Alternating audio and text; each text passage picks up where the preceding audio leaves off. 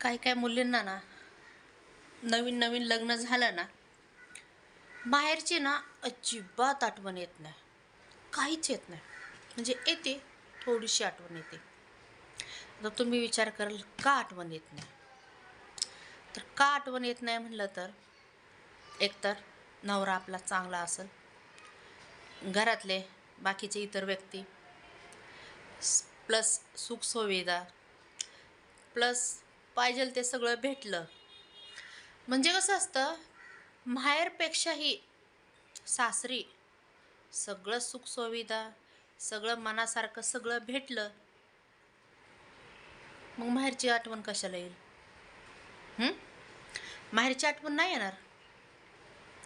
पण तेच उलट जर ते काहीच भेटलं नाही तर मुलींना माहेरची आठवण येते. नाही तर माहेरची आठवण येत नाही बरं का.